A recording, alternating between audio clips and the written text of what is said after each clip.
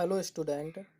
हम लोग class 12th NCERT physics का चैप्टर नंबर फर्स्ट जिसका नाम है वैद्युत आवेश एवं वैद्युत क्षेत्र इसका अध्ययन कर रहे हैं। ठीक है, तो कल हमने आवेश के बारे में जाना कि आवेश क्या होता है। ठीक है, कितने प्रकार के होते हैं। ठीक, ये सारी हमने जो है जानकारी की और ये भी जानकारी की कि जब दो वस्तुओं को आपस में रगड़ा जाता है, फिर से हम ध्यान से सुनेंगे। जब दो वस्तुओं को आपस में रगड़ा जाता है तो एक वस्तु से दूसरी वस्तु में इलेक्ट्रॉनों का स्थानांतरण होने लगता है। तो जिस वस्तु से इलेक्ट्रॉन निकल जाते हैं, ध्यान सुनेंगे, जिस वस्तु से इलेक्ट्रॉन निकल जाते हैं या जो वस्तु इलेक्ट्रॉनों का त्याग कर देती है उन पर धनावेश आ जाता है। और जिस वस्तु के अंदर इलेक्ट्रॉन चले जाते हैं या जो वस्तु इलेक्ट्रॉन ग्रहण कर लेती है उस पर क्या आ जाता है, देखो, ऋणावेश आ जाता है। ठीक है, इतनी चीज़ें हम कल पढ़ चुके थे। तो आज हम जानेंगे कि अनावेशित वस्तु या उदासीन वस्तु क्या होती है। क्या जानेंगे कि अनावेशित वस्तु यानी कि जो लिखा है अनावेशित वस्तु या उदासीन वस्तु क्या होती है। ठीक है, तो हम जानेंगे यानी कि वो सारी वस्तुएं अनावेशित यानी कि उदासीन होती हैं जिन पर कोई भी आवेश उपस्थित नहीं होता है। ध्यान से सुनेंगे, जिन पर कोई भी आवेश उपस्थित नहीं होता है। ये सारी चीज़ें कैसी होती हैं, देखो, अनावेशित वस्तुएं होती हैं। जैसे कि हमारा क्या होता है, देखो, हमारा पेन होता है, हमारी कॉपी है। ठीक है, और भी जो चीज़ें होती हैं जैसे पत्थर हो गया, ये सारी चीज़ें क्या होती हैं, देखो, अनावेशित या उदासीन वस्तुएं होती हैं। हम अपने पेन से लिखते हैं, मार्कर से लिखते हैं, ये सारी चीज़ें जो हैं जिन पर आवेश उपस्थित नहीं होता है उन्हें हम अनावेशित वस्तुएं या उदासीन वस्तु कहते हैं। ठीक है, अब देखो उदासीन वस्तु होती कैसी है, यानी कि हम उदासीन वस्तु या अनावेशित वस्तु किसे कहते हैं। ठीक है, ध्यान से समझेंगे। अनावेशित वस्तु पर क्या होता है कि अनावेशित वस्तु पर जितने धनावेश होते हैं, अनावेश वस्तु पर जितने धनावेशित होते हैं, धनावेश को ही हम प्रोटॉन कहते हैं। क्या कहते हैं, धनावेश को ही हम प्रोटॉन कहते हैं। ठीक है, यानी कि अनावेशित वस्तु पर जितने धनावेश होते हैं उतने ही क्या होते हैं, देखो, ऋणावेश होते हैं। उतने ही क्या होते हैं, ऋणावेशित। यानी कि जितने जो है प्रोटॉन होते हैं उतने ही क्या होते हैं, देखो, इलेक्ट्रॉन होते हैं। ठीक, कैसे होते हैं, जैसे सामने बना हुआ है कि इस वाली वस्तु पर क्या है, देखो, इस वाली वस्तु पर तीन ही क्या है, देखो, तीन ही प्रोटॉन है। यानी कि तीन ही क्या है, देखो, प्रोटॉन, यानी कि तीन ही धनायन है और तीन ही क्या है, देखो, ऋणायन है। तीन ही धनायन है और तीन ही ऋणायन है, यानी कि तीन ही धनावेश हैं और तीन ही ऋणावेश हैं। ठीक है, तो इनका जो कुल आवेश होगा वो कितना होगा, देखो, इनका जो कुल आवेश होगा वो कितना होगा, +3 -3 आपस में क्या है, देखो, जब इन्हें जोड़ेंगे तो क्या होंगे, देखो, +3 -3 आपस में क्या है, देखो, कट जाएंगे और इनका आंसर कितना आएगा, देखो, इनका आंसर आएगा 0। जीरो का मतलब क्या होता है, जीरो का मतलब होता है कि कोई भी चीज़ पर कोई भी आवेश नहीं है। जीरो का मतलब क्या होता है कि किसी भी चीज़ पर कोई भी आवेश नहीं है, वह क्या है, उदासीन। जीरो का मतलब क्या होता है, उदासीन। इस प्रकार जो है कोई भी वस्तु उदासीन होती है। ठीक है, यानी कि उदासीन वस्तु पर जितने धनायन होते हैं उतने ही ऋणायन होते हैं, यानी कि जितने ही प्रोटॉन होते हैं उतने ही इलेक्ट्रॉन होते हैं। इस प्रकार उनका कुल आवेश कितना होता है, 0। इसलिए वह उदासीन वस्तु या अनावेशित वस्तु कही जाती है। ठीक है, अब हमारा नेक्स्ट टॉपिक है कि आवेशन किसे कहते हैं। नेक्स्ट टॉपिक क्या है, देखो, आवेशन किसे कहते हैं। ध्यान से समझेंगे।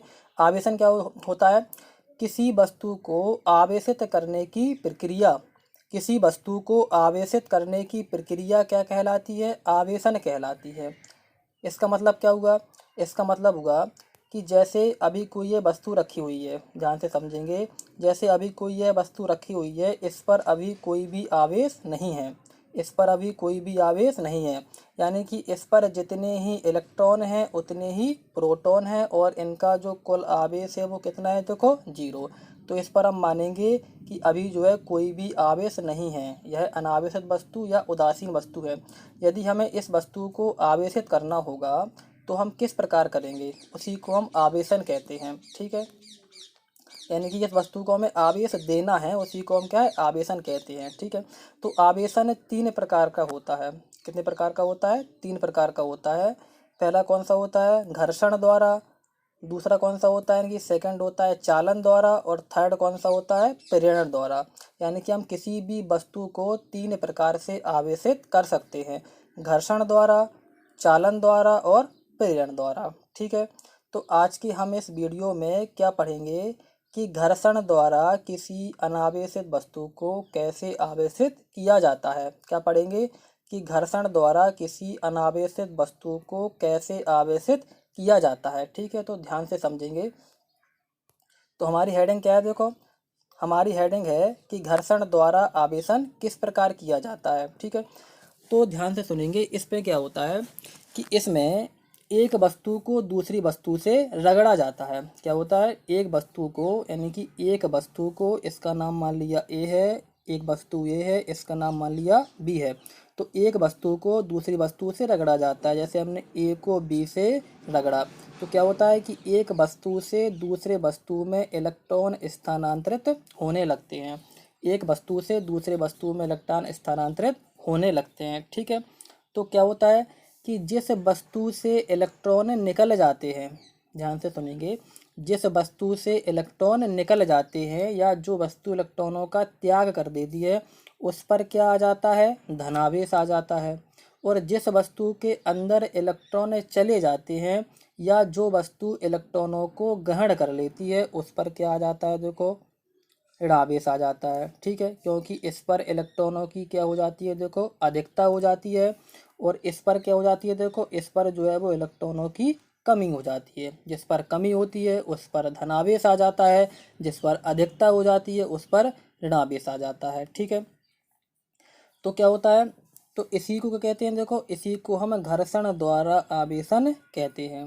क्या कहते हैं, घर्षण द्वारा आवेशन कहते हैं। फिर से हम ध्यान से सुनेंगे कि जब एक वस्तु को दूसरे वस्तु से रगड़ा जाता है, जब एक वस्तु को दूसरे वस्तु से रगड़ा जाता है, तो क्या होता है कि एक वस्तु से दूसरे वस्तु में इलेक्ट्रॉन स्थानांतरित होने लगते हैं।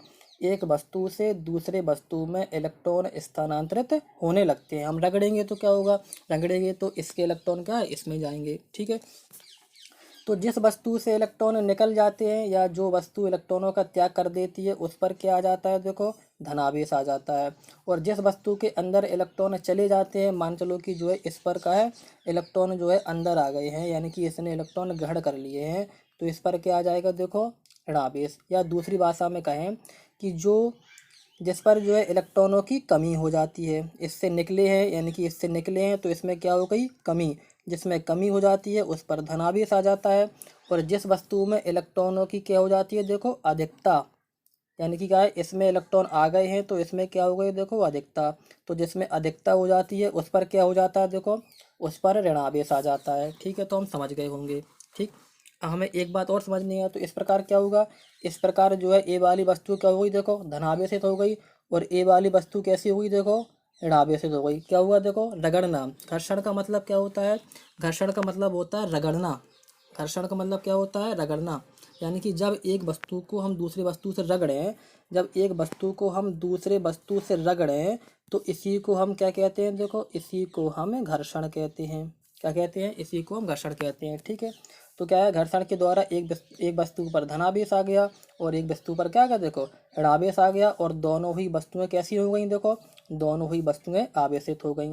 दोनों ही वस्तुएं कैसी हो गई, देखो आवेशित हो गई। इस पूरी प्रक्रिया को हम क्या कहते हैं, इस पूरी प्रक्रिया को हम घर्षण द्वारा आवेशन कहते हैं। इस पूरी प्रक्रिया को हम क्या कहते हैं, घर्षण द्वारा आवेशन कहते हैं। ठीक है, हम समझ गए होंगे। आगे बढ़ते हैं। घर्षण द्वारा प्रक्रिया में हमें एक बात का ध्यान रखना है।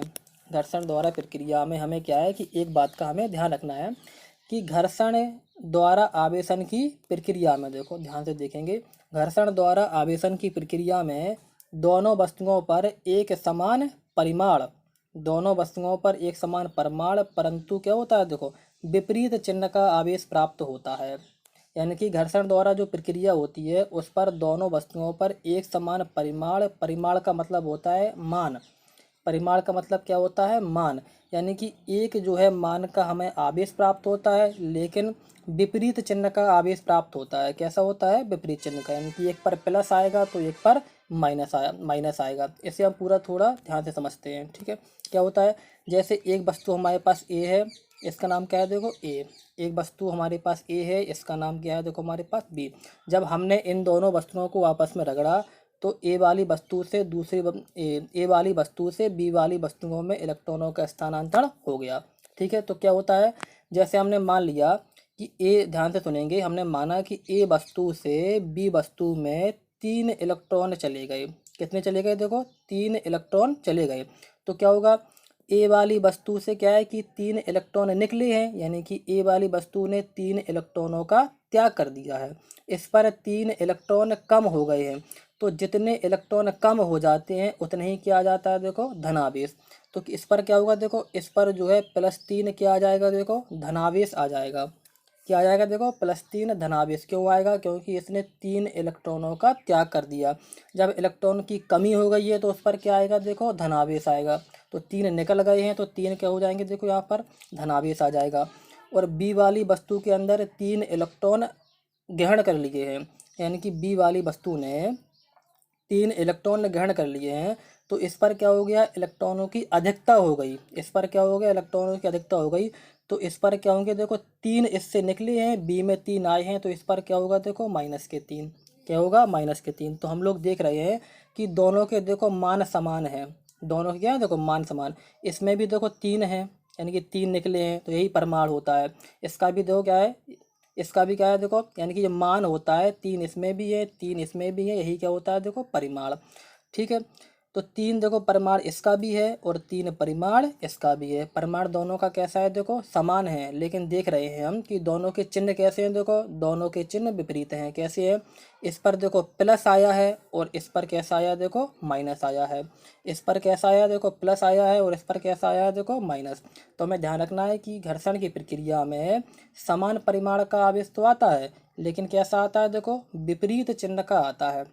कैसा आता है, विपरीत चिन्ह का। एक पर प्लस आता है तो दूसरे पर माइनस आता है। इस बात का हमें ध्यान रखना है, ठीक है।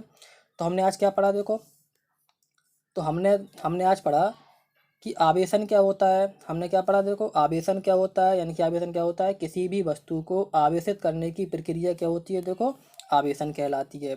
कितने प्रकार का होता है, 3 प्रकार का, घर्षण द्वारा, चालन द्वारा और प्रेरण द्वारा।